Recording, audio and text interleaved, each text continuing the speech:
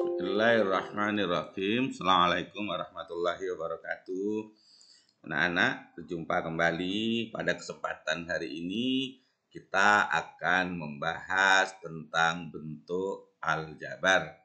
Jangan lupa berdoa pada Allah Subhanahu wa taala dan niatin pembelajaran kali ini semata-mata untuk beribadah kepada Allah. Yang akan kita bahas adalah mengenal bentuk aljabar, penjumlahan, dan pengurangan. Mengenal bentuk aljabar. Kalau saya misalnya punya 3X, maka ini disebut dengan suku 1 atau monomial. Kalau 4X plus 5 ini disebut dengan suku 2 atau binomial. Kalau 5X plus 2Y plus 7 ini disebut dengan suku 3 atau trinomial. Bentuk aljabar yang tersusun lebih dari 3 suku dinamakan polinomial.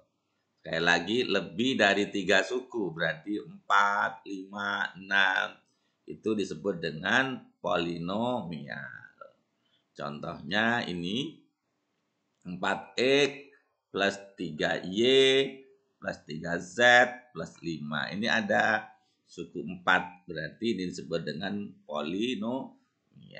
Begitu juga dengan 3A plus 4B min 5C plus 4D min 2. Di dalam bentuk aljabar ada beberapa istilah. Yang pertama nanti kita akan kenal koefisien. Apa itu koefisien? Faktor pengali dari suatu suku pada bentuk aljabar. Biasanya berupa angka. Jadi ada istilah koefisien. Nanti juga ada variabel. Apa variabel? Lambang pengganti suatu bilangan yang belum diketahui nilainya dengan jelas. Biasanya dilambangkan dengan huruf kecil A, B, C. Tapi biasanya lebih sering X, Y, atau Z. Kemudian ada satu lagi konstanta. Konstanta itu apa? Suku dari suatu bentuk aljabar yang berupa bilangan dan tidak memuat variabel. Untuk lebih jelasnya, saya beri contoh. 4X plus 3. Maka yang disebut dengan koefisien ini adalah 4 ini. 4 ini disebut dengan koefisien. X ini disebut dengan variabel. Sedangkan yang ini adalah konstanta. Untuk lebih jelasnya, kalau ada seperti ini, 3X plus 7. Koefisiennya berapa? Ayo. Ya, koefisiennya adalah 3 ini. Terus variabelnya X. Kemudian yang ini, 7 disebut apa? Disebut dengan konstanta. Jadi sekali lagi ada koefisien, ada variabel, dan ada konstanta.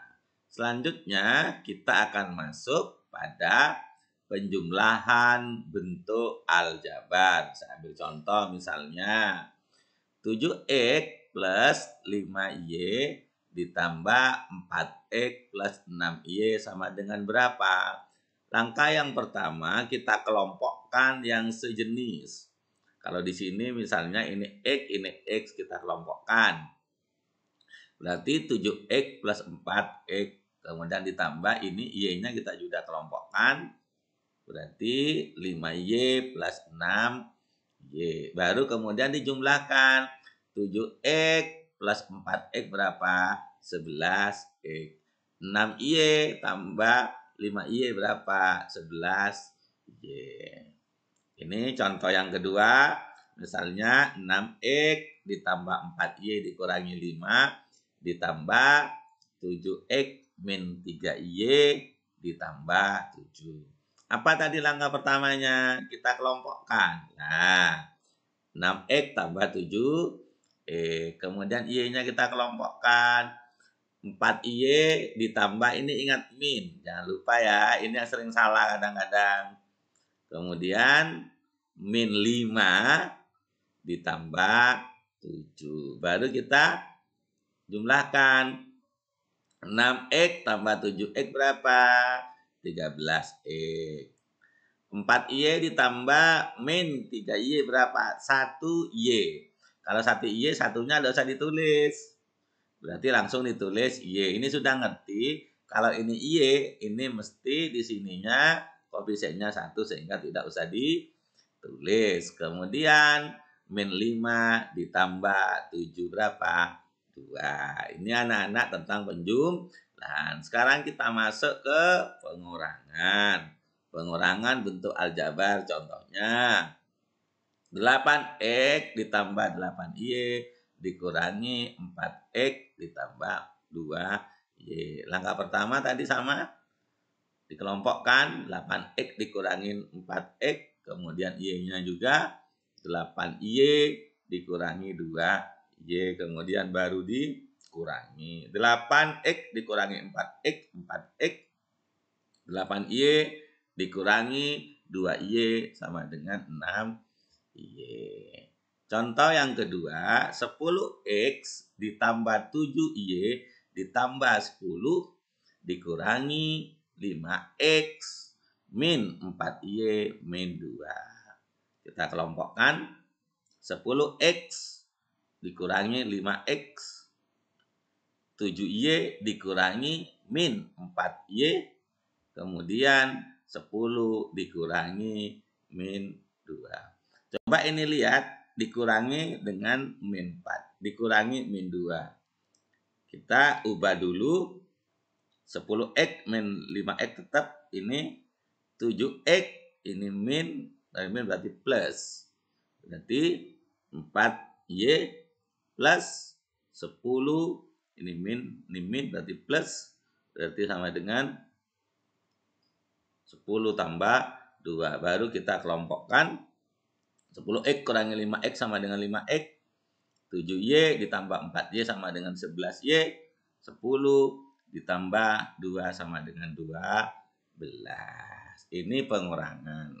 Lah, untuk menambah pemahaman kalian seperti biasanya, saya beri soal latihan. Yang pertama, buatlah contoh bentuk aljabar.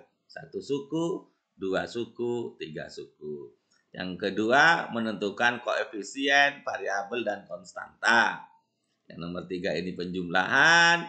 Yang nomor 4 pengurangan. Saya yakin kalian bisa, anak-anak. Kalau misalnya masih kesulitan, tidak apa-apa. Dilihat lagi materinya. Terima kasih.